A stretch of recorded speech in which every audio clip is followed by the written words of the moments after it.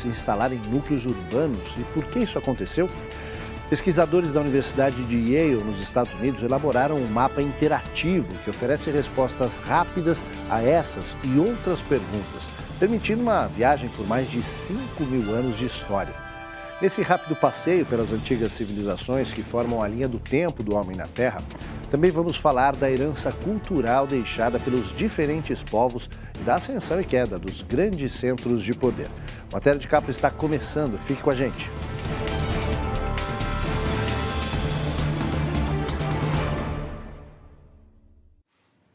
Responda rápido, qual foi a primeira civilização da história e onde ela se instalou?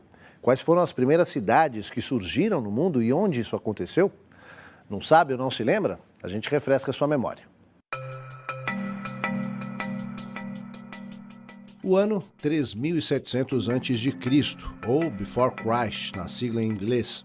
Foi nessa época que começaram a surgir os aglomerados urbanos em forma de cidades, na antiga Mesopotâmia, entre os rios Tigre e Eufrates. Eram os sumérios, a primeira civilização na história da humanidade. E as primeiras cidades foram Eridu, Larak e Uruk.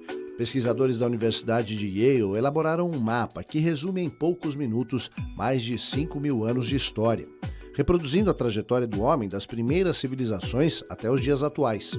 Na verdade, os vales dos rios Tigre e Eufrates já eram ocupados muito antes de surgirem as primeiras cidades.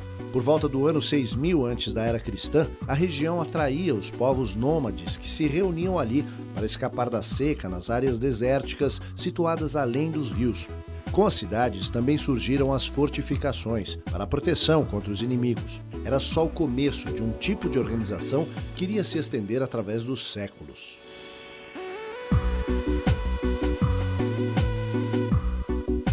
O gênero Homo está aqui na Terra desde aproximadamente 2 milhões e meio de anos atrás, né? A maior parte do tempo nós éramos nômades, né? Então, na maior parte desse tempo que a gente está aqui, nós éramos nômades. Por volta de 12 mil anos, né, atrás, assim, nós nos tornamos sedentários. Então, nós nos fixamos aí em geral, perto dos grandes rios, né? Então, por exemplo, Tigre e Eufrates, Mesopotâmia, onde vai estar Suméria, Babilônia, Síria, o Vale do Nilo, lá no Egito, né? Rio Amarelo, na China, também são as primeiras civilizações. Isso 12 mil, nós nos tornamos sedentários, então fixamos, né, num só local, começamos a praticar agricultura. Antes éramos caçadores-coletores, essa é a nossa maior herança. Eu estou acentuando tanto para depois explicar por quê. Por volta de 6.000, 7.000 anos atrás, começaram a surgir alguns centros que a gente pode chamar de centros urbanos, né?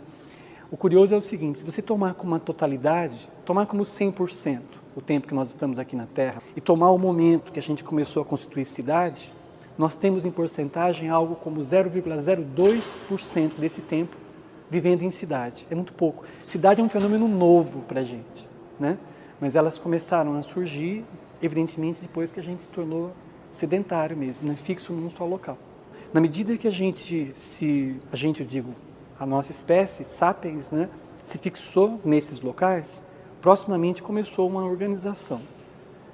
O que a gente pode supor é que algum grupo tenha se destacado como liderança para começar essa organização política, né? Por exemplo, destacar o que cada um deveria fazer e como trabalhar em prol do coletivo. Os sumérios, além de construírem a primeira civilização, também criaram a primeira escrita, deixando uma importante herança cultural que permite um amplo estudo dos povos que ocuparam a região da Mesopotâmia há mais de 5.000 anos.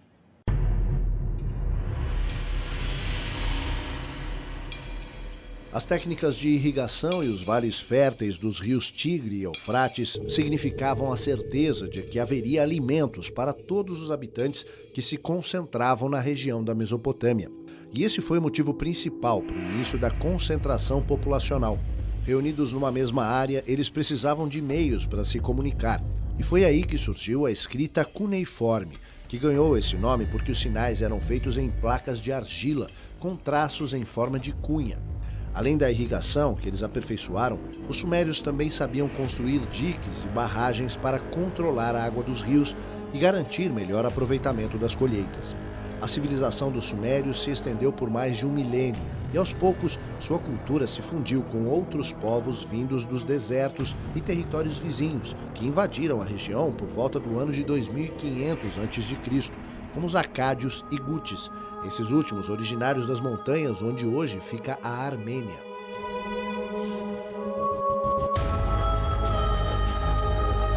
Sumérios e assírios, nós estamos falando da Mesopotâmia. Mesopotâmia, em grego, significa região entre rios, né? Então a gente tem o Tigre, Eufrates, né, e as civilizações que estão ali. Sumérios, eles estão na parte sul. Os sumérios, eles entram para a história como o povo que primeiramente descobriu ou chegou até a escrita, uma escrita chamada cuneiforme. A escrita surge na Suméria bastante remetida ao comércio, comércio e necessidades de organização da produção, né? Lembrando que eles moravam perto dos rios, aguardavam as cheias, né? Diferente da gente, eles esperavam ansiosamente pelas enchentes, diferente de nós hoje, né? E uma vez que ocorriam essas enchentes, o solo se fertilizava e aí eles plantavam. Então, a escrita surge conectada a essa necessidade pragmática. Os assírios, eles ficavam no norte da Mesopotâmia. Aí era uma região de passagem, de entrada. Esses impérios, nesse momento, eles viviam constantemente sob o risco de invasões e ocupações. Então, a característica dos assírios é serem mais beligerantes, né? Então, as imagens que nós temos, a arte que eles faziam, está muito remetida à luta, à guerra, etc. E há uma outra cultura que fica no meio, né? Que é a cultura que a gente chama de babilônica. Essa, por ficar nessa posição central, ela se destacou pelo comércio, né? Um pouco a ligação entre os sumérios e os assírios. Em algum momento da história antiga, as pessoas começaram a juntar dinheiro. Aí não demorou muito para que surgissem o poder religioso e o político.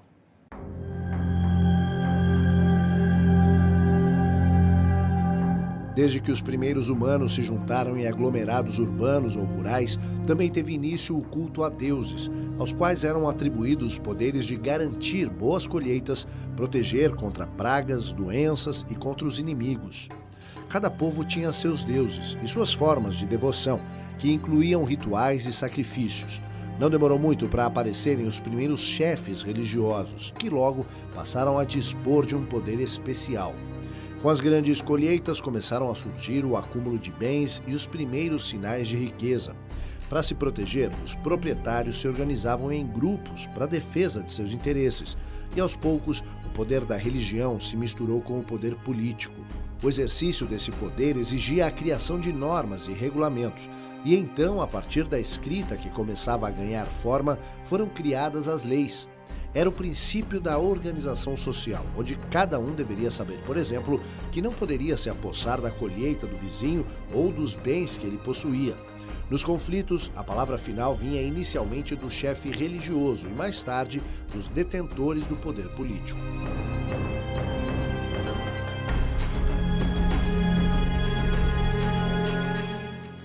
Vamos voltar à linha do tempo elaborada pelos especialistas da Universidade de Yale. O que será que estava acontecendo lá por volta de 3.200 e 3.300 anos antes de Cristo?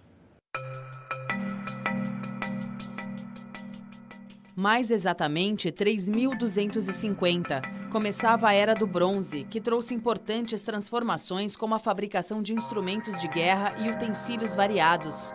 Em 3.200, outra importante inovação foi inventada a roda, que até hoje muita gente tenta, sem sucesso, reinventar. Logo, ela foi instalada em veículos puxados por bois. Em 3100 tem início a primeira dinastia do Egito, então unificado pelo faraó Narmer e seu sucessor Hora-Ra. Instalada nas margens férteis do Nilo, a civilização egípcia, ao longo de 3.000 anos, deixou uma das mais ricas heranças na história da humanidade. Inovou nas técnicas de construção, na irrigação, na medicina e na matemática. Também deixou para a história personagens que até hoje despertam fascínio, como os faraós Ramsés, Tutancâmon e a rainha Cleópatra. A primeira forma de narrativa, hoje se fala muito em narrativa, né? Mas enfim, a primeira forma de explicação, né, daquilo que nos aflige, né? Que no passado mais tardio aí podia ser trovão, tempestade, mas acima de tudo, morte, né? A descoberta da morte nos diferencia de todos os outros animais, né? No sentido de temermos a morte, né? Então, a primeira forma de explicação disso tudo foi a mitológica, né? E desse tipo de estrutura, de narrativa, vamos dizer assim, vai se caminhando para as religiões organizadas, com uma burocracia, com quem é considerado líder religioso e os seus seguidores, né? Então, todos esses povos da antiguidade, eles têm um tipo de organização político-religiosa. Então, o caso mais emblemático é o do Egito, né? Que o faraó é uma espécie de encarnação, né? De representação. Ele próprio é a divindade em vida, né? Então, os egípcios tinham uma experiência que a gente desconhece, que é de conviver com um Deus vivo, quando transitando pela cidade de Mênfis, por exemplo.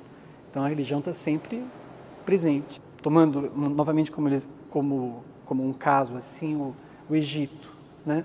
Então, a gente está falando da mais longa civilização que nós já tivemos, né? Então, você tem uma rotina interna ao longo dos séculos lá. As enchentes, como eu já disse, eram aguardadas. Depois das enchentes, a plantação, né?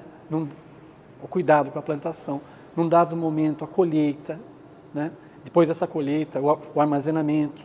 Então, nesse trânsito todo, há uma organização que é política e sempre remetida ao lado religioso, né? Lembrando que algo que nós perdemos, né? Mas no caso, por exemplo, de uma civilização egípcia, como as outras mais ali, as enchentes não eram explicadas por fenômenos meteorológicos, né? Como a gente acompanha hoje, por exemplo.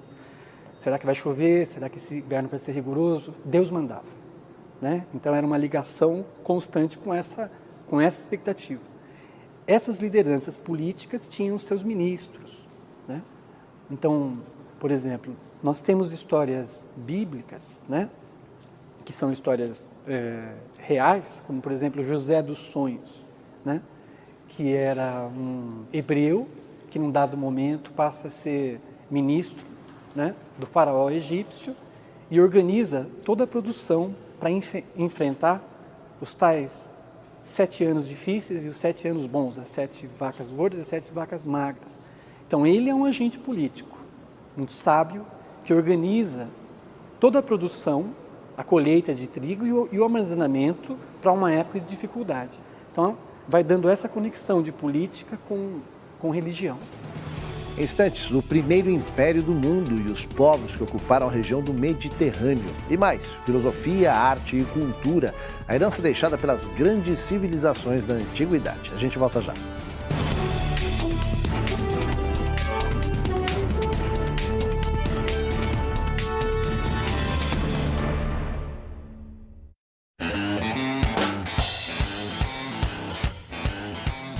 Sem loucura não há arte. Quanto falta pra gente se ver pra sempre. Domingo, 9 da noite. Um programa fabuloso, com gente maravilhosa dando entrevista. Para toda forma de arte, esse é o espaço. É a nossa grande paixão e nossa grande diversão, né? Mobile, onde todas as peças de cultura se encaixam. Foi demais, hein? A Faculdade Rio Branco, para mim, é oportunidade. As salas são muito bonitas, muito bem equipadas.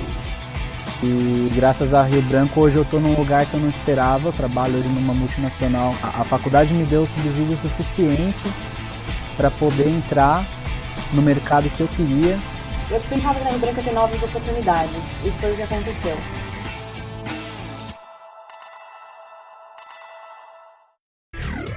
Hoje, o Futurando que vem por aí tá radical. A gente explica por que tantas pessoas curtem esportes de alto risco. E mostra também que uma rotina aparentemente tranquila esconde muitos perigos.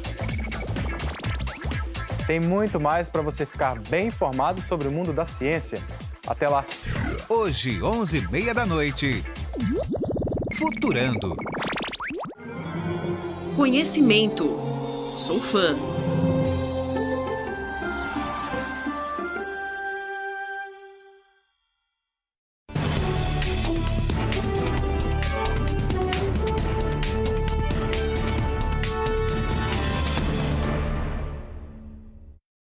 E qual teria sido o primeiro império na história da humanidade?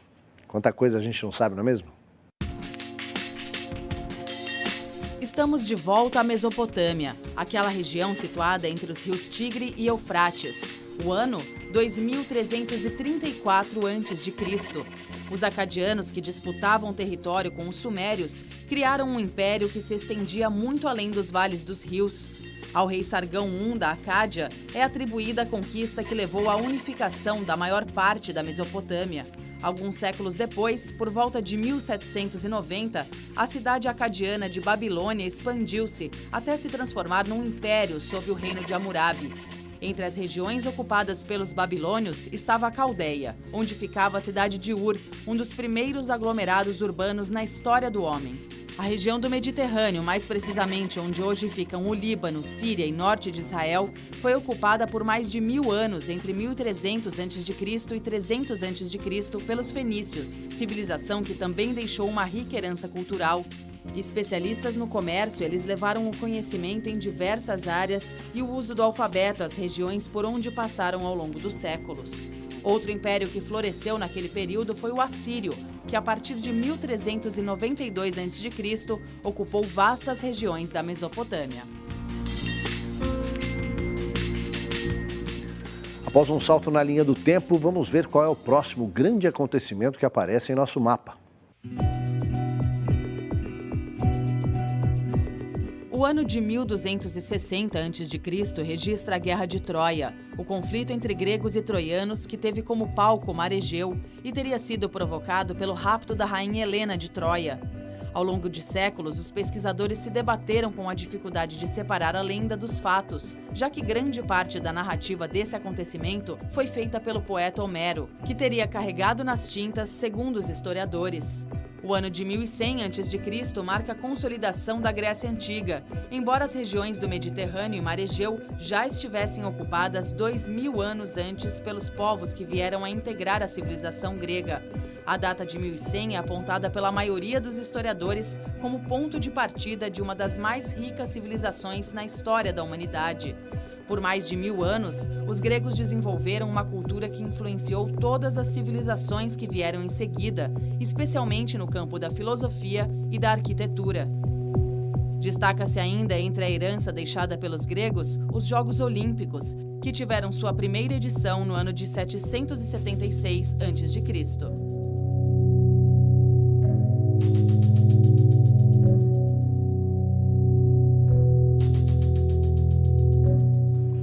Cinco séculos antes de Cristo, o Império floresceu na região onde fica hoje o Irã e acabou se transformando num dos maiores do mundo antigo.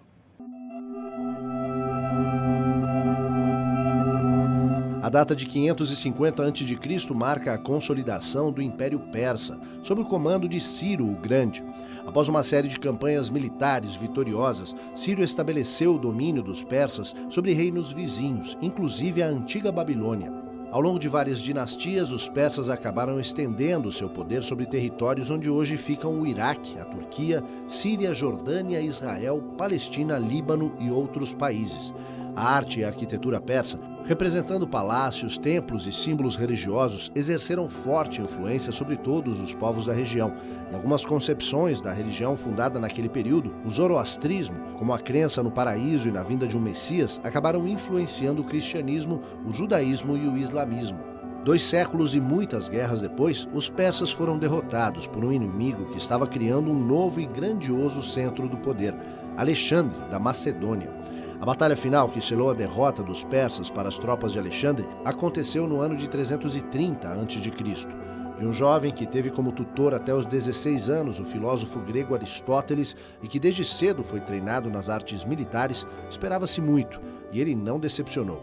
Alexandre governou por 2 décadas, fundando mais de 20 cidades. A mais conhecida, Alexandria, no Egito, entrou para a história como um dos maiores centros culturais da antiguidade.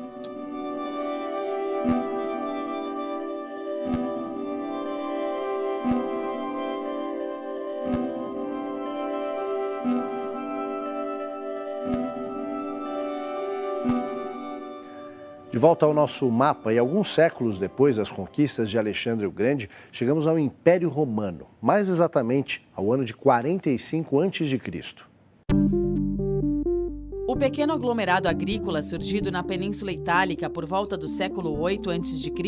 cresceu rapidamente e se transformou inicialmente em monarquia, depois república e, em seguida, no maior império da antiguidade, estendendo-se do norte ao sul, leste e oeste da Europa, além do Oriente Médio, Ásia e África. No ano de 45 a.C., após inúmeras vitórias que o consagraram como um dos maiores comandantes militares da história, Júlio César assumiu poderes absolutos em Roma. Mas o auge do Império Romano ainda estava por acontecer e acabou por se concretizar após a virada do milênio em 106 AD, Anno Domini, ou Ano do Senhor, ou ainda depois de Cristo.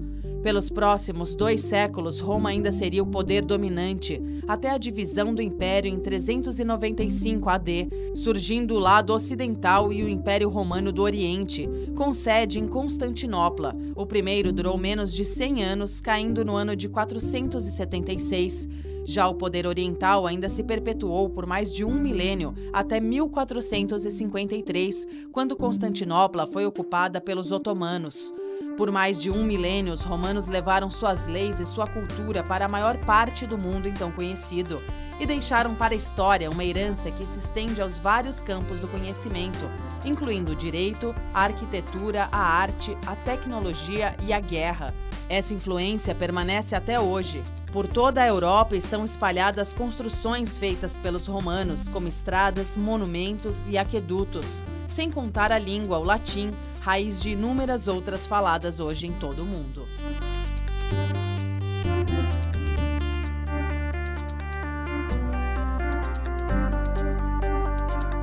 A Igreja Católica organiza, ou tenta organizar em grande parte a Idade Média, e ela importa, ela recebeu influência dos modelos greco-romanos. Então, eu vou falar com você 2. Né? Então, por exemplo, do ponto de vista da cultura, no que a gente chama de cultura, né? A gente lembra da Grécia muito por isso, filosofia, etc. Essa chama ligada ao conhecimento vai permanecer nas hostes religiosas. Né? Então, os mosteiros, né? Os primeiros mosteiros que existem são os mosteiros beneditinos. Eles prezavam muito o estudo, a leitura das obras ali. Então, essa é uma herança grega que nos chega. Dedicação ao conhecimento, filosofia propriamente dita. E filosofia livre, para conversar, para discutir, para saber o que é certo e o que é errado. O lado que vem dos romanos, seguramente, é a burocracia de organização interna. Né? Então, por exemplo, fórum, que nós temos hoje, é um nome romano. Senador é um nome romano. A organização do Congresso, dos vários países, tudo isso tem um perfil assim que vem de Roma, é claro que não esquecendo que democracia originalmente foi uma experiência de curta duração, né? Mas que a gente recuperou como valiosa e importante na cidade de Atenas. Né? Então eu diria assim que a cidade como um espaço que a gente se encontra para falar, para discutir, a mídia, né? A mídia livre, que a gente conversa, fala sobre os assuntos, discute, a organização jurídica, isso vem seguramente de uma herança greco-romana. Em instantes, o Império Britânico, uma história marcada pelo poder, as guerras e a resistência. Não sai daí.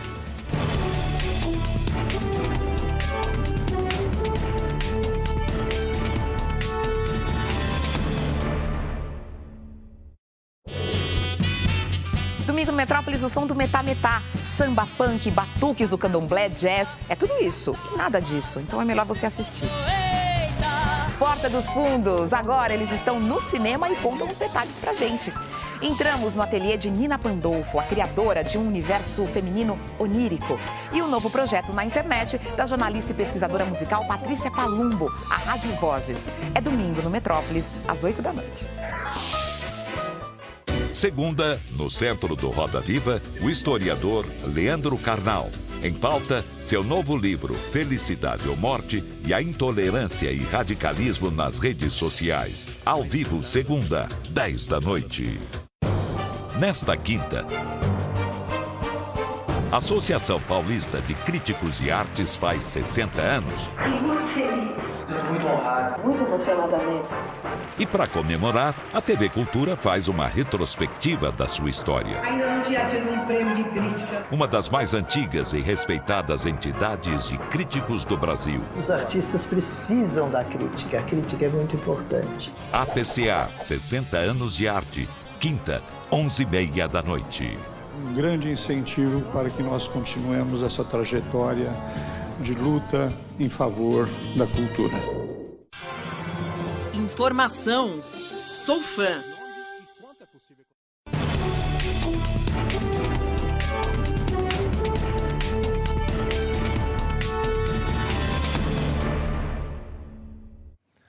Durante meio milênio, um império se estendeu sobre os 4 cantos do planeta, dominando mares e terras. Foi o maior que já existiu e, por isso, se dizia que sobre ele o sol nunca se punha.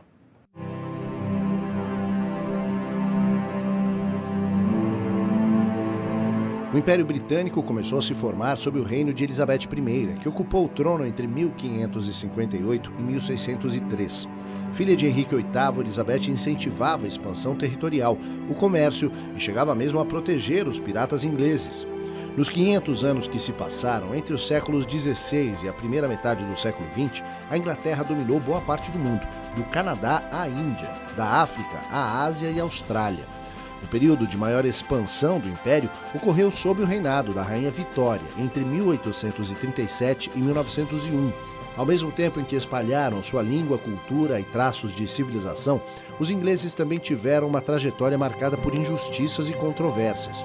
Por exemplo, quando deflagraram a Guerra do Ópio contra a China para forçar os chineses a comprar os produtos da Índia, então colônia britânica. Mas também foram os ingleses os que mais combateram o tráfico de escravos, chegando a punir alguns países por esse comércio ou a capturar os navios negreiros de Portugal para libertar os condenados à escravidão. Na primeira metade do século XX, o Império Britânico começou a se desfazer, com a independência das colônias e as mudanças provocadas pela Primeira Guerra Mundial. Apesar disso, décadas depois, a Inglaterra foi o único país a resistir de forma isolada contra as forças de Hitler na Segunda Guerra, quando praticamente toda a Europa caiu sob o poder do nazismo. Hitler, a exemplo de Napoleão, planejou a invasão da ilha, mas não ousou desafiar a tradição mantida ao longo dos séculos pelos ingleses, que era o domínio dos mares por parte da Marinha Real.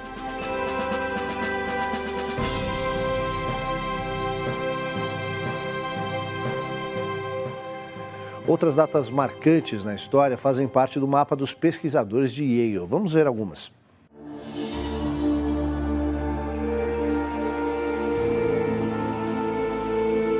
Ano 214 a.C., início da construção da Muralha da China. 250 d.C., surgimento do Império Maia. Ano 800 de nossa era, Carlos Magno é coroado imperador do Sacro Império Romano. 1096, a data marca o início da Primeira Cruzada. 1206, Gengis Khan lidera as invasões mongóis. Em 1345, primeiros registros da civilização asteca.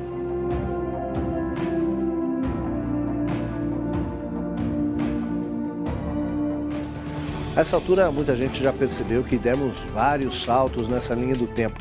Claro que é impossível resumir quase 6.000 anos de história em poucos minutos.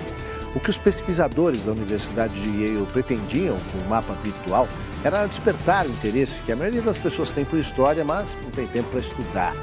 Afinal, quem não gostaria de ter uma oportunidade para se debruçar longamente sobre esses assuntos, não é mesmo? De nossa parte, esperamos ter contribuído para provocar esse interesse. Essa edição do Matéria de Capa fica por aqui. A gente volta no próximo domingo, nesse mesmo horário. Ótima noite a todos e até lá.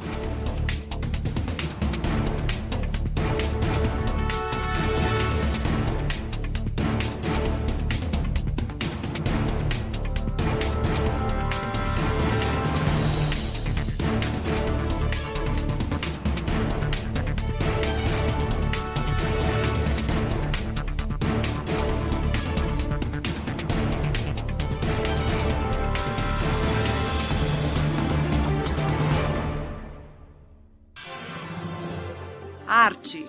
Sou fã.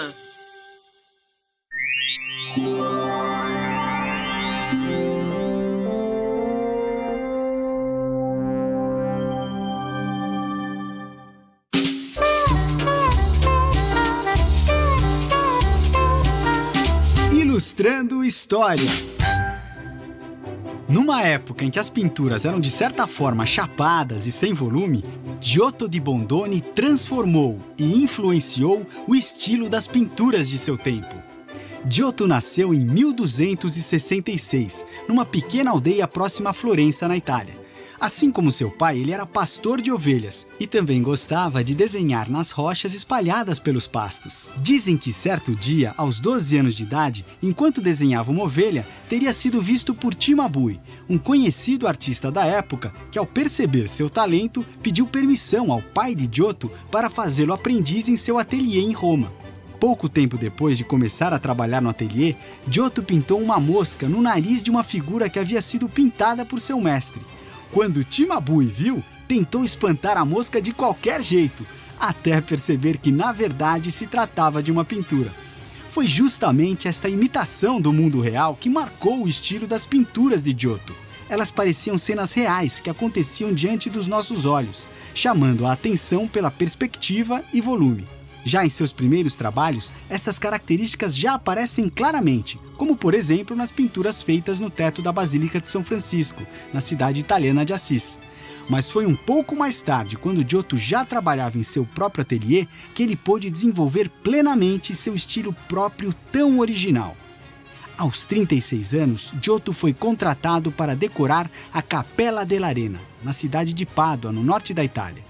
Ali, Giotto realizou suas pinturas mais importantes. Um ciclo de afrescos que conta a história de Jesus Cristo, seus avós São Joaquim e Santana e de sua mãe, a Virgem Maria. Ele pintou figuras que, se olharmos sem muita atenção, podem ser confundidas com estátuas, mas que na verdade são pinturas que, através da perspectiva e da composição entre luz e sombra, nos dão a ilusão do volume. Cada personagem é pintada de forma única, como se fosse o retrato de uma pessoa que pudéssemos encontrar na rua, algo inédito naquela época. Depois desta grande obra da Cappella dell'Arena, a fama de Giotto espalhou-se rapidamente. O povo de Florença orgulhava-se dele e, por causa de seu talento, recebeu muitas encomendas para trabalhos por toda a Itália. Sua obra serviu de inspiração para grandes pintores do Renascimento e sua técnica mudou a pintura para sempre. Giotto foi descoberto por acaso como um pequeno pastor de ovelhas, mas tornou-se um gigante na história da pintura. É sempre tempo de descobrir novos talentos nos outros e em nós mesmos.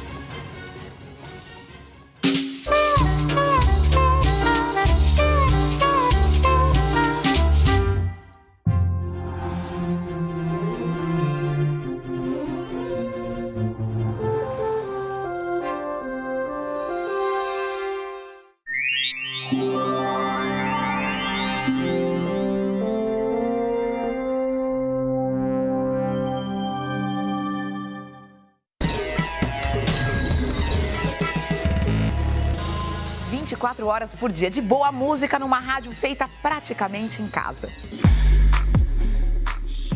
Aqui é meu estúdio. Oi, pessoal, aqui é Fernanda Abreu. Eu tô aqui na Rádio Vozes. Essa é a minha voz. O universo feminino na arte de Nina Pandolfo. Todos eles são femininos. Já venho de um universo feminino devido à família ser uma família grande, basicamente de mulheres. Essa, por exemplo, que eu estou trabalhando seria uma albina. Porta dos Fundos, na internet, na TV e agora no cinema. Inacreditavelmente começou. Esse é o filme do Porta dos Fundos. MM3, o novo álbum do Metá Metá. Tá na rua, tem cachaça, já subiu, voltou, eita. Tá na porta, na janela, sentinela do lugar. Viu? Tem muita coisa pra você conhecer e descobrir aqui no Metrópolis.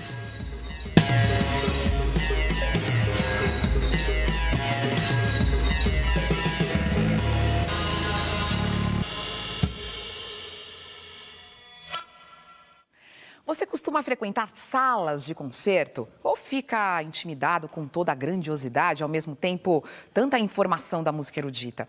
O Metrópolis propõe um bom programa.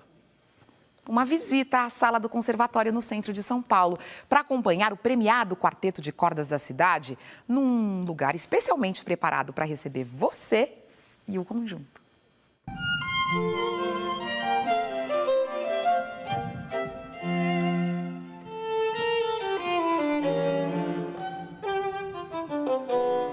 Por que essa sala virou a casa do quarteto? A gente precisava de um espaço onde a gente pudesse organizar a nossa temporada de concertos de uma maneira menos empírica do que era no Teatro Municipal.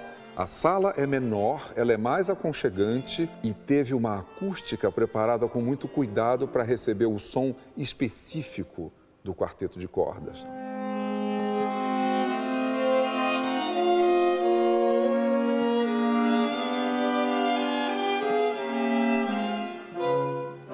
É um prédio que é um prédio do final do século XIX.